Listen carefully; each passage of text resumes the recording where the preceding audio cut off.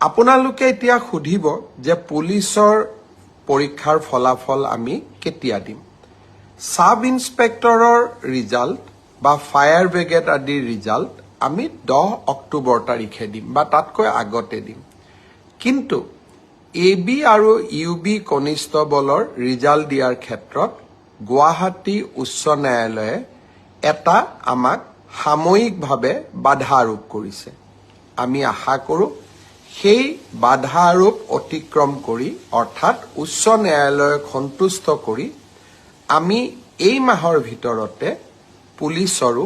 AB আৰু UB কনিষ্টবলৰ result ঘোষণা কৰিব পাৰিম এই গোটেই ৰিজাল্টৰ ফলাফলৰ লিষ্টখন দেখিলে আপোনালোকে ইতিমধ্যে গম পাইছে যে আমি 20 অক্টোবৰলৈকে যাবলগীয়া হৈছে কিন্তু মই প্ৰতিশ্ৰুতি দিছিলোঁ যে অক্টোবৰ মাহৰ ভিতৰতে 10 অক্টোবৰত আপোনালোকক নিযুক্তি পত্ৰ দিম 10 অক্টোবৰত মই নোৱাৰিলেও অন্তত 25-26 অক্টোবৰৰ ভিতৰত আপোনালোকৰ হাতত মই নিযুক্তি পত্ৰ তুলি দিম কাৰণ পৰীক্ষাৰ ফলাফল ঘোষণা কৰাৰ পিছতো আমি বিভাগলৈকে কাক কোন বিভাগত দিম ৰেণ্ডমাইজেশ্যন কৰিব লাগে আৰু তাৰ পিছত বিভাগসমূহেও আপোনালোকৰ পোষ্টিং অৰ্ডাৰ উলিয়াব লাগে সেই কাৰণে অক্টোবৰ মাহৰ ভিতৰতে আপোনালোকৰ নিযুক্তি হ'ব কিন্তু